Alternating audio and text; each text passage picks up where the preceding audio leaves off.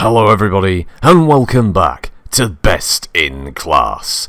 Tonight, we finally bust into the most commonly found weight class across the inner sphere and periphery, the medium classes of 40 to 55 tons. Kicking off tonight, and aided by my adequate manservant Eddie the Ferret Hodge, we'll delve into the 40-tonners. They'll be tested under our rigorous and not at all unscientific B.I.C methods to determine which one of our 5 competing designs are the best in class. So, let's have a look. The Arctic Wolf. Nothing gets my fusion reactor, reacting like the Alpha Strike of the Arctic Wolf. Tonight we'll be testing the original design, the Battle Mech ACW-1. Equipped with more SRMs than sense, the Arctic Wolf is a favourite of our invaders in exile. Being able to fire 44 missiles in one red-hot salvo can instantly down pretty much anything if hit from the rear. Anywhere else isn't going to look too fresh regardless. The Assassin. The deadly light hunter of the heydays of the Star League, the Assassin might lack firepower, but she has grace in the air and speed on the ground. Capable of keeping up with enemy fast movers, the way Eddie pursues shirt buttons from the Amaris era for some reason, it can harass until something with bigger, better guns arrives to do the job properly. The Cicada. The box on legs. The Cicada can scout quick and efficiently, but lacks the firepower to really make it a killer on the field. Easily one of the fastest medium mechs produced in the inner sphere, it has the potential to run rings around the competition, but can it win today's race? The Viper. Known as the Dragonfly to you and me here in the inner sphere, the Clan Viper is a weird looking spud of an Omnimech, but don't take too long debating which part most resembles Eddie's mother, because it'll be gone in a flash. Although it's considered to be undergunned for a clan medium, it's still quite effective. But can it win today's race? And most importantly, can it win today's Grand Melee? Finally, the Vulcan. Named after the Roman god of Star Trek, a solid battle mech that was built to engage infantry primarily and keep enemy mechs at bay, using its single AC-2. The Vulcan is a bizarre sight on the field and has earned the nickname the Scarecrow. Let's hope it lives long and prospers in today's events. And here we are for the race. Hey, Eddie. Well, hi there, everybody. This looks like it's going to be very exciting. And there are... Oh, what the hell? False start for the Vulcan. That's not going to help. Well, he's dressed like Freddie Mercury for some reason, but my God, look at them go. I'd say he's got good fashion sense, personally. Oh, and the Cicada's just ahead there, but it's neck and neck. Oh, the Viper. The Viper's really... He couldn't pull it. Oh. He couldn't make it up. But the Vulcan is last, so there we go. The Vulcan is... And as we go over to the standings, you'll be able to see here that as far as the races are concerned at the moment, the Cicada's in first with 10 points, the Viper with 8, the Assassin with 6, Arctic Wolf with 4, and Vulcan with 2, but it could change very quickly. Oh, that could very, very easily change. As soon as we go over to the simulator battles, first up is the Arctic Wolf. So let's get over to our tame simulator pilot. You know, some people say that he's had actuators put in his ears so that he can turn independently, and that he has pizza for breakfast, lunch, and dinner. That sounds like a lot of pizza to you, but to me, it sounds like Critical Rocket. That's right, Eddie, and as we go over now to the Arctic Wolf, my pick to win today's episode of Best in Class, and Why am I surprised? Go on. Let's hear it. Well, it's got power. It's got all the power. SRM 6s, SRM 4s, a lot of SRMs, very quickly, very easily dealing with any mech that comes across it, be it light, medium, heavy, or assault. I guarantee you, the Arctic Wolf will be today's winner. Well, okay, that's... you heard it, everyone, he guaranteed. Even in the hands of a sub-hominid like Rocket, it's easily a mech that even he can handle. Well, yeah, I mean, it's you can't get more straightforward than fire SRMs. Pretty much. Run straight up, press the big red button, fire all the missiles. Fire all the missiles. It's simple. Just like Rocket, really. It is a simple and straightforward build, but it's a scary one. Yes, it has background here in the inner sphere, believe it or not, Eddie. Although it is a clan battle mech, indeed, it was actually made by Clan Wolf when they were in exile, some kind of clan spat that they had of some sort, and the Kellhounds helped them out here and there, and it was When I get my words ready, sorry, Eddie. When I get my words out... He likes it that much, folks. I'm just too excited. It's just the design was a test bed for a future Omni-Mech, which is what the Arctic Wolf would become, but we didn't use that version here in Best in Class, mainly because the stock loadout is multiple Streak 6s, which doesn't really help in the simulator when you can't lock onto friendlies. So we went with the original Arctic Wolf 1. Here we can see the Battle Mech version. Now, of course, it does have its drawbacks. The major one, it doesn't have all as much ammunition as I would personally like it to have, and it's incredibly hot. If you fire all the missiles at once, you will most definitely shut down, which is not a good thing to have, obviously. But outside of that... Rocket knew that, I assume. Well, I did tell him. I did tell him a lot. I told him a lot. Don't fire all the missiles, Rocket. Don't. He probably had a mouthful of pizza. There was a stench, and there were several stains on his clothes, suggesting that yes, it was probably pizza. At least I like to hope it was pizza. I don't want to imagine it was anything else, Eddie. Well, he seems to be trying to be a little bit stealthier here with... He's being cautious, yes. I think he's just barely aware that he's firing... No, he's wasting his missiles. No, that's not good. It's not a good start. Not a good start. Not a good start, no. He knows he has to get close, which is the main thing. It's the simple tactic. Even the clan in exile knew the simple, straightforward strategy: get up close and fire as many missiles as possible at the enemy before moving on to the next target, whether it be dead or crippled. Either way, you've done your job. Yes. Well, that's the real skill for this mech. Either you just dish out damage so that other mechs can then reposition to fire again, or you find one of those mechs that's already been, well, let's face it, taken a beating, and this thing will finish them off. Oh, it's an executioner. Reminds me very much of the Hunchback, which we'll see later in the B.I.C. series. It's a mech that can easily be kept in the back of the field waiting for targets to be softened up, and then, yes, it can roll in and just dump everything. And speaking of dumping everything, there's a Night Star. It's a great target to pick at the start here to show off just how effective the Arctic Wolf is in close quarters combat. A Night Star, an excellent mech, but it is the AI has no idea what to do here. He's just running around... like a headless chicken, getting absolutely lit up and prepared for that. I'm sure the boffins are sweating. Sunday dinner. Yeah, that's right. Not like the one you cooked last week, Eddie. Which well, that wasn't my fault. That did cause several hospital. There was something wrong with the cooker. It was undercooked. It should have been fine. It was that retro cooking unit you got, wasn't it? It was. What was the brand? Smeg. Smeg. Yes. Yeah, there was a reason nobody wants to use that one. Perfectly good brand in its time, I'm told. But anyway, that aside, this is a terrifying mech to suddenly come up against. You can see why I've picked it as the winner. Well, yes. I mean, what was your pick to win? The Cicada.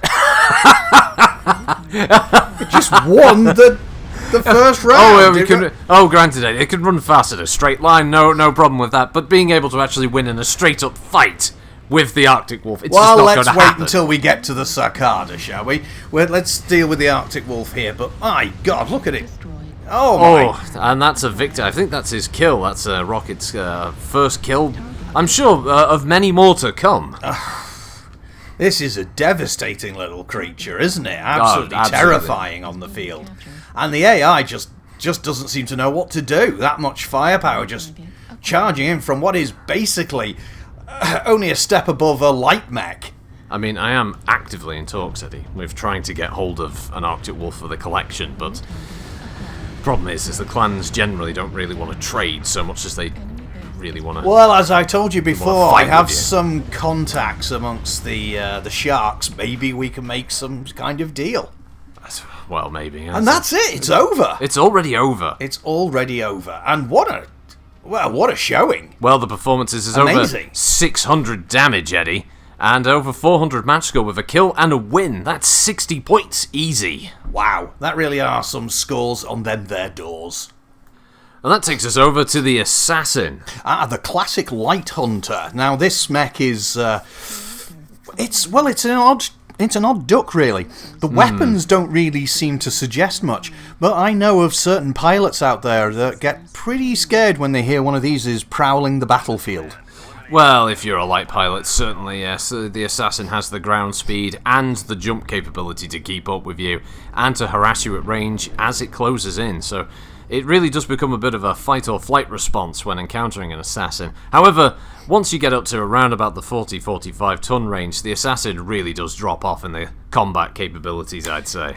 Yeah, that's true. I mean, there are obviously some light mechs, such as, say, the Panther, that really is not that frightened of one of these things. She may be slow, so she doesn't have that going for her, but she has the jump jets, and she has the punch of a PPC, whereas, obviously, the assassin has an LRM-5 to give it a ranged attack when lights are trying to flee, has that SRM-2 and a medium laser for punch, but it's just not enough. It's it's a lack of power. I mean, it's the reason why it didn't make my top 305 mechs of all time list. Yes, I think we all remember that, I'm sure. All of the fans out there. All the fans. Yeah, but the real problem with this mech is, yes, it's the real lack of firepower. Its maneuverability is amazing. There's a great sacrifice made to allow it to have that speed to keep up with the light mechs, but I don't know. There are some pilots I know who have customized this design entirely and given it Streak 2 launchers. And have turned it into a truly terrifying design on the field, I must say. But here we're seeing the one of the older designs, far more commonly seen in the Inner Sphere and Periphery. Yes. Now, let's say the assassin is something of a ballerina on the battlefield. She can move, she can jump, she can pirouette. Pirouette. Yes, Pirouettes. pirouettes. Yeah, pirouettes. What you're looking for there? It's not my area. She can certainly dance. She can spin through the sky. She's glorious to watch. However, yes, truly. In combat, a little bit of a damp squib, unfortunately. Yes, a bit of a damp squib. As Being you helped say, along ably here by the team, I'd say more so than what Rocket can provide. It's not that he's doing a terrible job, which is quite rare. No, he's punching in a lot of firepower here. I mean, for what he's got to work with, I'd say he's actually doing reasonably well. Mining Collective, the Sims are really trying their best to avoid damage from him. I just don't know if he's really going to pull one out the bag here with the assassin. If he gets a kill, I'll be surprised. Honestly, Eddie, I will. Well, he's in a good location. I mean, the Mining Collective gives him that opportunity to use his jump jets to maneuver. I mean, look at this. He's in a perfect position to be dropping fire down here. It is good positioning, it is, yeah. And that mech on the ground is too busy dealing with the opponents in front of it to ever pay any attention to Rocket. Well, to the lowly assassin. To the lowly assassin. Unfortunately, he's not gotten the kill, but that's more damage that he's been able to do to support his teammates. This really is a great support mech, and yes, it is a good light hunter. But yes, I'm not seeing any real targets of opportunity. And the problem is, as tech has moved forward, the assassin really has fallen back. Well, as you say, there have been some modifications out there, and some of them have been proving themselves to be truly What was evil. the best they could do in the end was they could give it wings and a little plastic sword. I mean, that was the best they could do. Yes, well, there we go. And that's that round, and a unfortunate score as the boffins send me the information here. But a win! A win, yes, that's 5 points, but we do also barely scratch the surface of a 100 match score. And sub 100 damage, that's no points. So, after that, we're down with the Cicada. Now, this is another fast one. In fact, as we saw with our drag race earlier, this is the fastest mech in our team. But does it have the firepower? Now, I think that this is a very underappreciated mech. It's found with virtually every one of the houses. I mean, they're found everywhere. This mech is also found in the Periphery. This mech is found amongst both the biggest and smallest of the different mercenary companies. This mech is pretty much found everywhere, and yet at one point it nearly went extinct. It's a box on legs, Eddie. It is a box on legs. It was built, as we know, by the Star League, as so many of them were, designed to replace the Locust, one of the smallest of the light mechs. Fool's errand.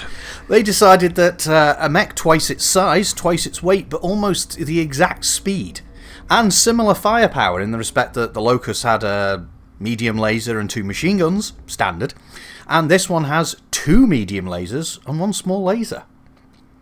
Suboptimal. It is a little suboptimal. I'll agree. It does suffer from some of the problems the Assassin suffers from. It's fast, and this is not necessarily one of the better locations for this to fight in. There's a lot of jump-capable mechs that are going to get above it, and this thing is fast, but on open ground. And I know it has its problems, but I still think this is one of the best mechs out there. these things have been in use by everyone, and for good reason. Because they're cheap. They're cheap by medium mech standards, and relatively cheap even if you're looking at a light mech, say, as a scout.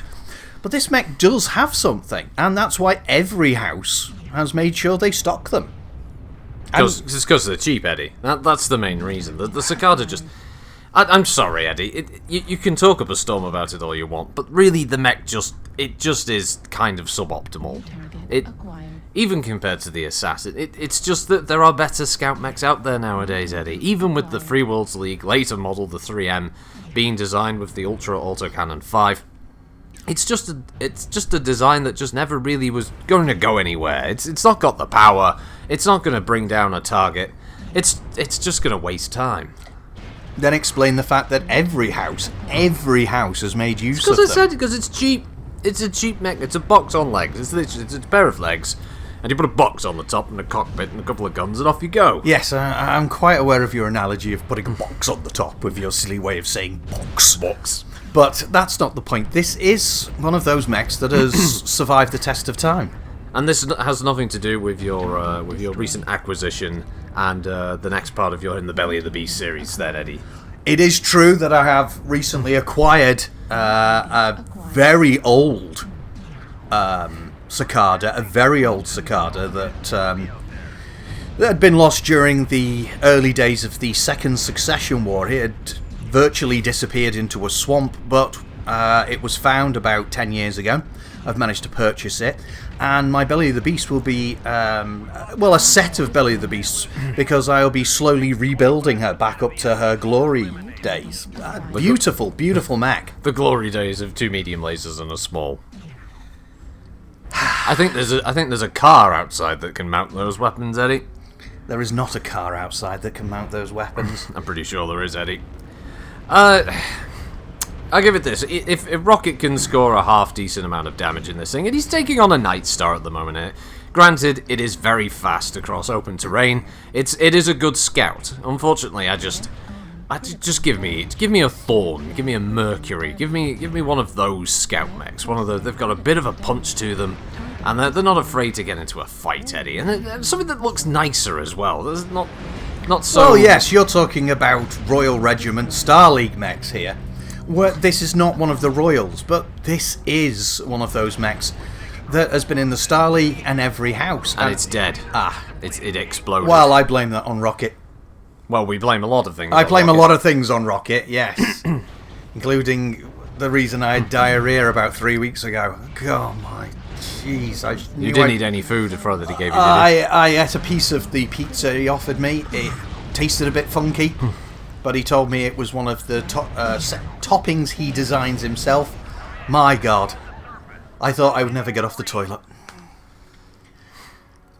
And terrifying stuff, Eddie. It was terrifying stuff. I was on a jump ship at the time. I thought they were going to leave me behind. Oh.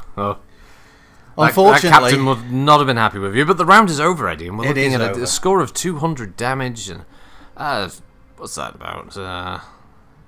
It's not as much as I hoped. It's poor. It's poor, not Eddie, as as we much go as I over to the hoped. next one. And we go over to the Viper, here in the mean streets of Solaris for the simulator. Known as the Dragonfly in the Inner Sphere, it's a mech that was first encountered during the invasion, and mostly brought by the Clan Ghostbear Towman. Yeah, and named the Dragonfly for its ability to literally just fly across the battlefield. It's known for its absolute speed, though, of course, it wasn't as fast as our homebred Cicada. Well, nothing can beat the old Inner Sphere ingenuity for speed and firepower when it's needed. But the Viper is comparatively quite effective against our own Inner Sphere mechs during the early parts of the invasion. But apparently, it's undergunned compared to other clan lights and low-end mediums. I see. Well, that is interesting. I mean, she carries a twin set of machine guns, yes, so that she can just tear through lightly armoured opponents and start tearing through that internal structure when openings are made. And a pair of medium pulse lasers. Pulse lasers, that's correct, yes. Now, obviously, I don't know my clan mechs as well as my colleague here, But she carries, what is the backup weapon that she carries on top of those two pulsers? Oh, single SRM launcher. Ah, that's correct, yes. And is also backed by a clan anti-missile system, preventing those dastardly streaks or MRMs or LRMs from even hitting it as it zooms across the battlefield.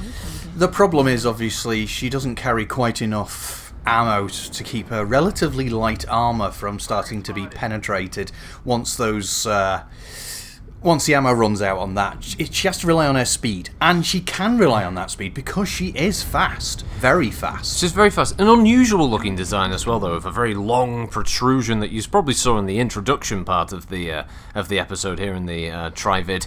As it's definitely an unusual looking design, something that definitely sticks out. You're not going to forget this mech anytime soon. Well, I do know a little bit about a few things. The protrusion, as you probably guessed, is a sensor suite, allowing this mech to be very quick at detecting enemy mechs and give it relatively good battlefield information about what it's going up against. After all, this is essentially a scout mech.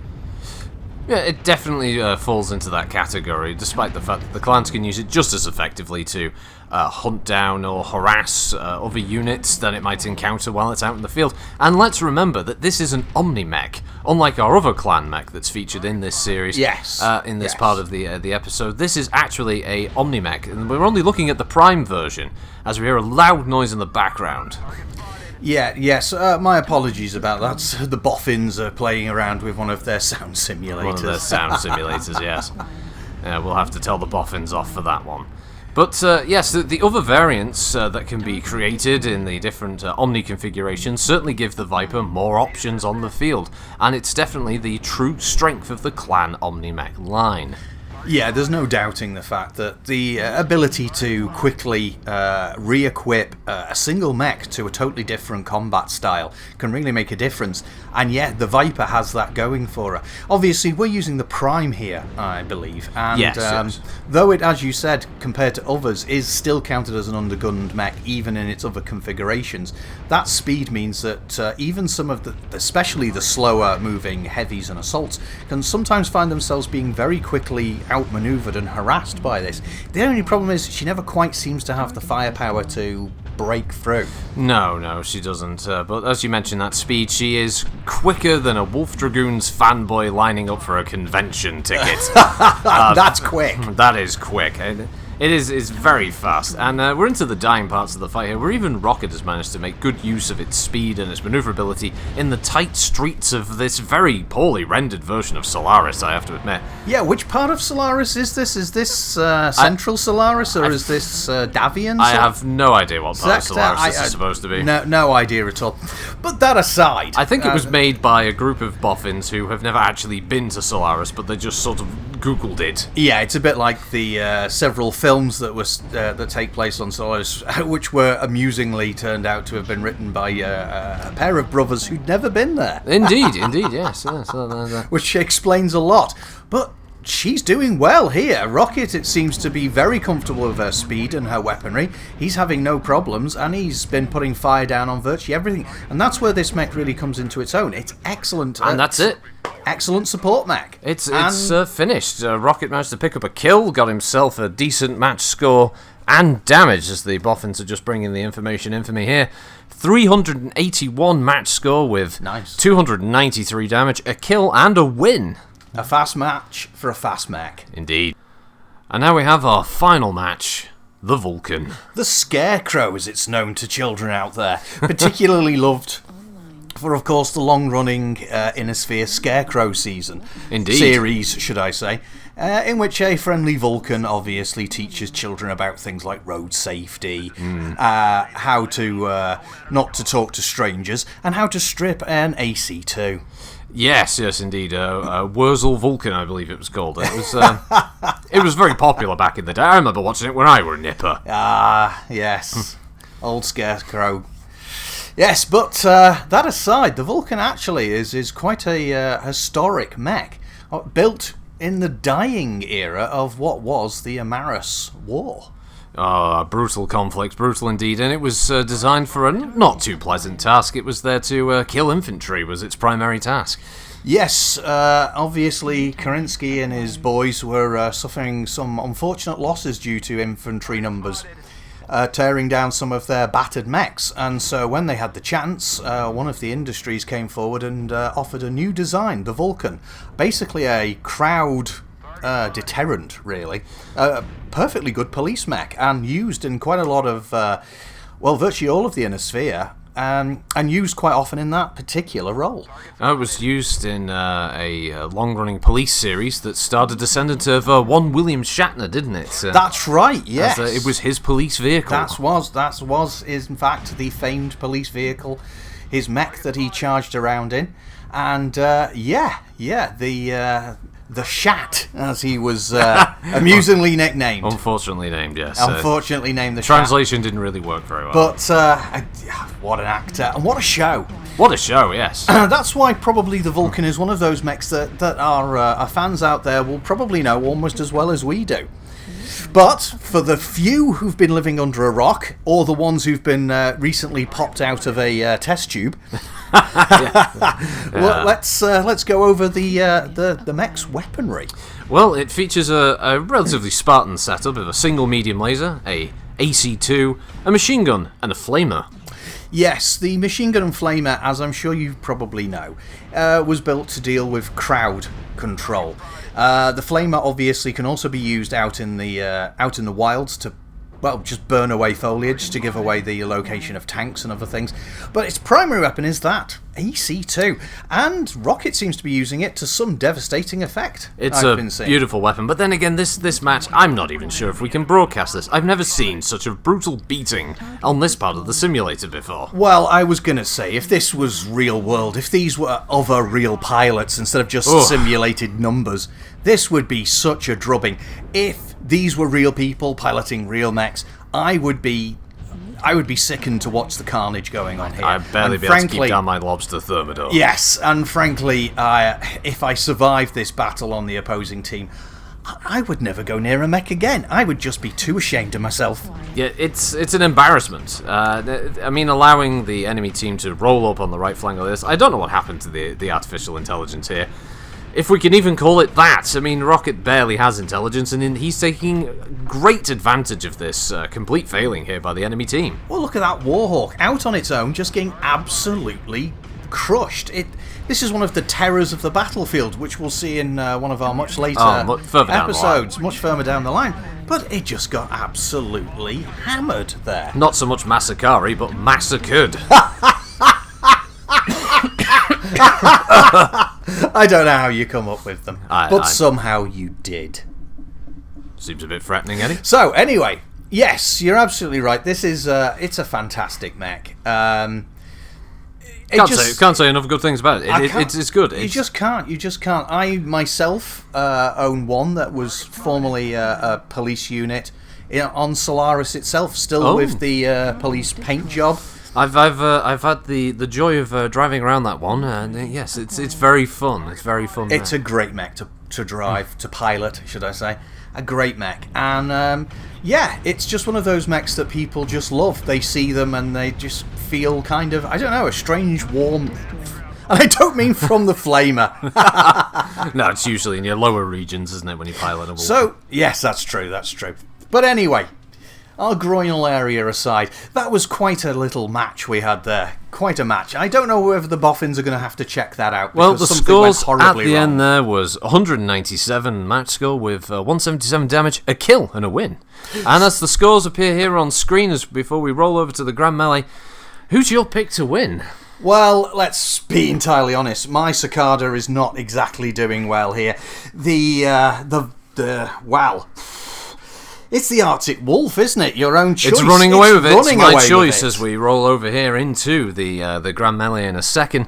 And yes, the only real close contender is its fellow clan compatriot there in the form of the Viper at 43 points compared to 64.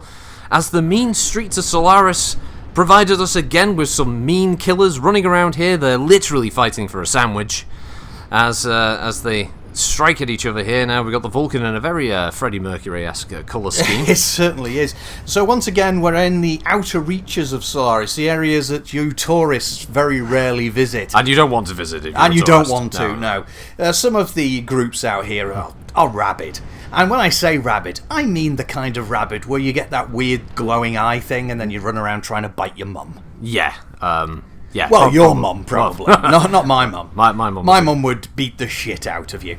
But that aside, your mum's scary, Eddie. She is scary, actually. She has, unfortunately, once been accidentally mistaken for a hormonal gorilla, and someone tried to trank her. That did not go well for that man. No, it did not. I was privy to that, and also was involved in the subsequent lawsuit that happened afterwards.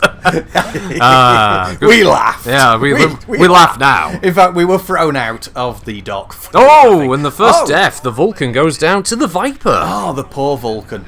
But then... And then the Arctic Wolf falls shortly after, also to the Viper. The Viper now clearing out. We claimed it was a little undergunned for most of the clan mechs, but I can't believe that the Arctic Wolf is dead already. Well, the Viper is really taking stock of what we said, and the pilot here is not laughing. He intends on tearing everyone a new It's almost as if someone told them ahead of time, look, the Arctic Wolf's running away with it points-wise, and you should probably focus on him first. That seems unlikely. It seems highly unlikely. It's very, very unlikely. I'm surprised these people understand what points are. But the point is that the Viper is taking... Well, it's a three-man race now. It certainly is. As much as it's a death centre. Yes, now the Assassin also using its speed. This is built for hunting and killing other fast movers, but at the moment... I don't know whether she's going to survive it. This is relatively undergunned as now. Even the Cicada has hit the deck. Also, dead to the Viper. 3 kills. The poor Cicada there. She has the speed, but unfortunately, that Assassin has the manoeuvrability with those jets, and I'm wondering whether it's the jump jets that's going to make the difference here. I don't know. This is a real back-and-forth fight. The cameraman's really trying to keep the action in centre frame so you're not getting seasick with the swaying left and right, but these two are all over the field. Well, these two mechs are known for using their jump jets, as we said, a little bit like ballerinas, and we're seeing a side of that here. These men are cruel, terrifying people with tattoos and fake digits that misspelled words on their bodies, like love and hat on their hands, and yet they're like ballerinas here. This is like almost a ballet of violence, of murder, a murder ballet, a murder ballet indeed. Look at them just maneuver around, fire, maneuver. Oh, there was an explosion. Oh, he's been legged. It's legged it. He's legged it. But he's just standing toe-to-toe. This is unbelievable. Why he's not using his manoeuvrability. And that's it, the Assassin wins! Oh, and the Assassin going straight into the stratosphere victory there. jump Incredible. there as he's engaging the Mr. Biggs. He's completely lost his rocker. He has no idea what the hell he's doing. The two Mr. Biggs there are... well, they're having actually a bit of a trouble hitting him. Oh, see, that's that speed. Look at him bounce around. My goodness. I mean, if Rocket basically hadn't been so useless in the Assassin and the Cymbals, this could have been the winner, but unfortunately, with its points, I just don't think it can come close to the Arctic Wolf. And there it is, it's destroyed. The Assassin's down. As we go over to the final scores there, Eddie. The Arctic Wolf runs away with 64 points, followed very closely by the Viper with 53 after that. Wow. Then third place we have the Assassin with 31. Very much deserved. Fourth place with the Cicada. And unfortunately the Vulcan, which lost points as per the rules, it's down to 12. But we'll always love the Vulcan. Always love the Vulcan. Well, and with that, we're done, Eddie. That's the end of another round of combat in the simulators and in the mean streets of Solaris. But we'll be back next week, as we always are, with another selection of terrifying mechs and some terrifying... battles and fights and races. It's what we enjoyed. It's what we do. Yeah. It's what we do. And if you've enjoyed this, thanks for joining. We'll see you next time. Goodbye. Bye. That's another best in class done. Sorry if any coughing there. My throat just couldn't handle the James McCracken voice for some reason, and so apologies for for those parts. But obviously, thank you all for watching. Again, Best in Class, still been a lot of fun to produce. Big thank you to Christina Haas, Sparkle Dragon, Grumpy Bear, Satan's Pooper, Mighty Coolshot the Varg, and Small Fry for helping out in today's episode. And you may have noticed a certain mistake. There may have been a mistake there at the end. I did say the Cicada was in 4th, and actually it was 3rd. The Assassin was 4th. I screwed up the points there. But yeah, that's why the actual standings reflect that, and what I said was complete shit. Anyway, hope you have a good weekend and a good week and everything whenever you watch this. And yeah, hope you have a good one. Thanks for watching. Bye.